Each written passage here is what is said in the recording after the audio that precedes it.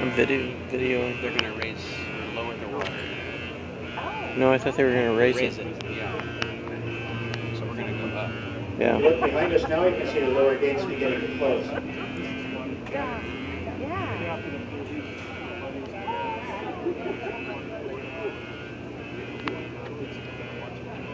It's like 20-some feet between Lake Erie and Lake Superior.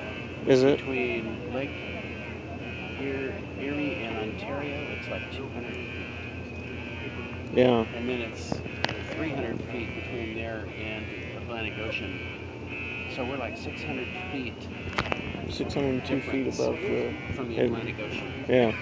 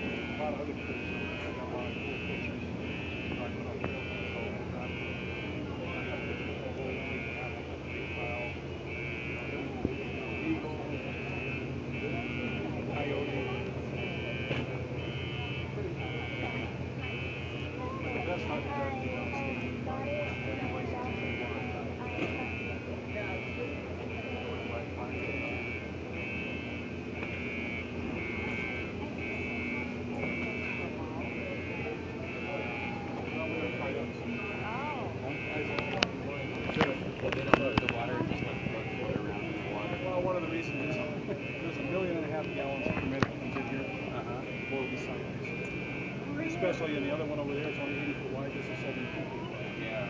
So you have Yeah. every time up. Don't fall in. There's these tubes at the bottom and you just kind of like, this is going to be filling now, so it won't be quite as bad. It'll pop in. When it's going down, you want to get in there.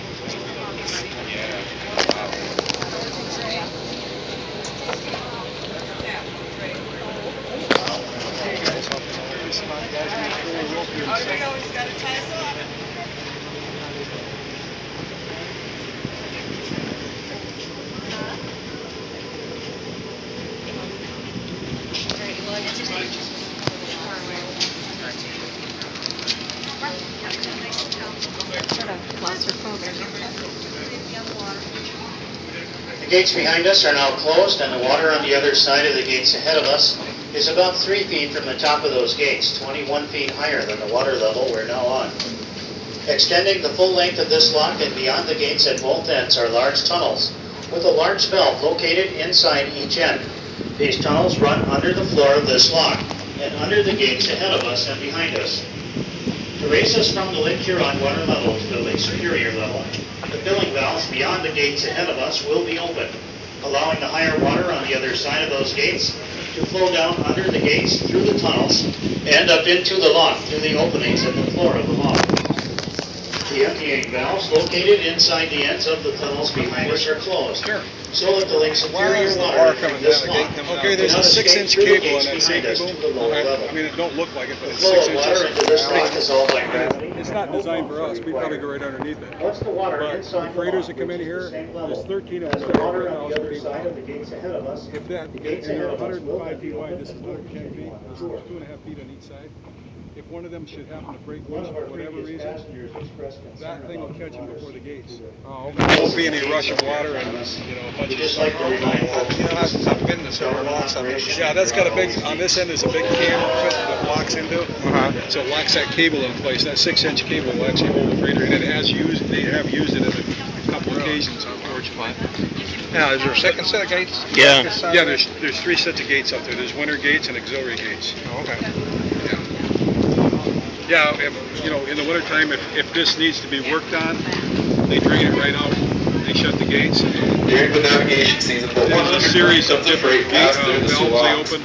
The larger Drain it right percentage of down, this put it freight in there, is and iron, jump. taconite iron, or is from the mine to the western end of Lake Superior. Approximately 2/3 of all taconite produced by the United States and Canada moves through the Soo Locks.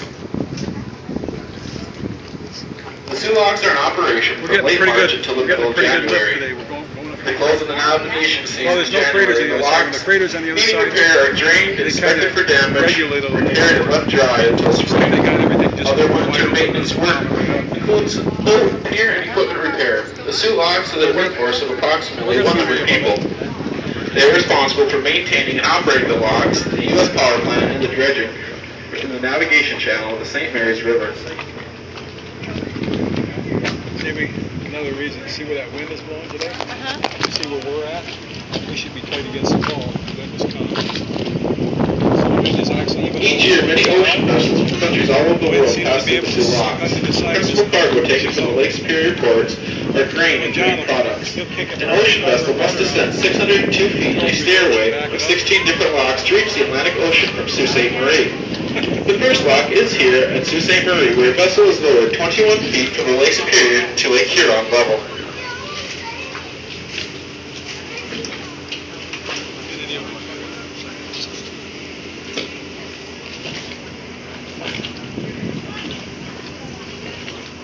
Yeah, he's the best captain. During World War II, the Soo was the most heavily guarded inland section of North America. There were over 7,000 troops stationed here. They manned anti-aircraft emplacements and machine gun nests. Searchlights swept the sky at night. Up to 15 barrage balloons were placed strategically about the city to prevent enemy dive bombers from coming too close. The locks became a virtual fortress. In 1942, the U.S. government undertook the construction of the new lock to replace the outdated Weitzel lock. In a record time of 14 months, the MacArthur lock was open. This lock was designed for speed as the war effort demanded a need for raw materials. 90% of the iron ore used to manufacture ships, tanks, and guns for the Allies passed through the Soo Locks. Online is 1,200 feet.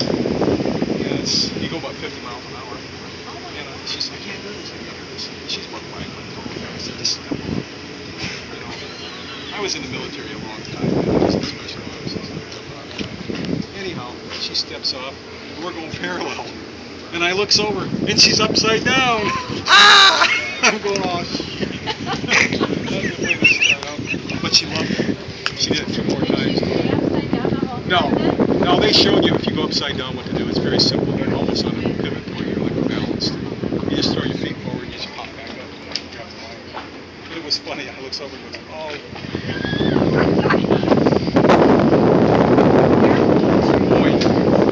White City. It's over toward Traverse City, Charlevoix area. It's on the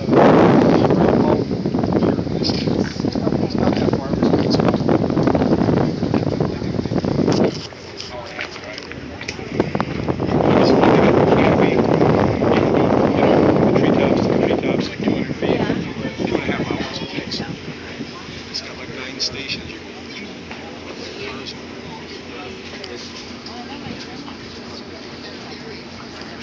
Oh yeah, that'd be awesome. Through the jungle and stuff. Competing for monkeys. Yeah, you've seen all kinds of stuff. This is a little, you know, there's not quite as much. I mean, you can see animals occasionally, birds and stuff. There's no exotic creature.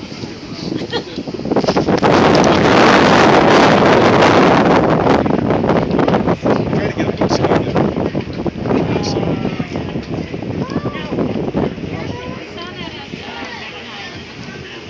Sailing? No, you don't have to get the water. You sit down on the boat, you sit on your butt, and you get the harness on. You can go doubles. You sit right down, and they just you go up, and then they got a winch on it. It's a cable, and they just winch you right back down, nice and slow, and you come right back into the boat. Really? Okay. Get right back in the. You can go in the water if you prefer to, make a water landing. That's fine. When we did it in Florida, I decided not to go in the water because they're having all kinds of trouble with sharks. I said, oh, that's okay. I prefer my limb. Thank you very much. But it's long, but it's so much. You get up he's 13 now, and he's a motocross champion. He's going professional. He got so many trophies. But anyhow, we gets on the boat, and the captain says, you have an option.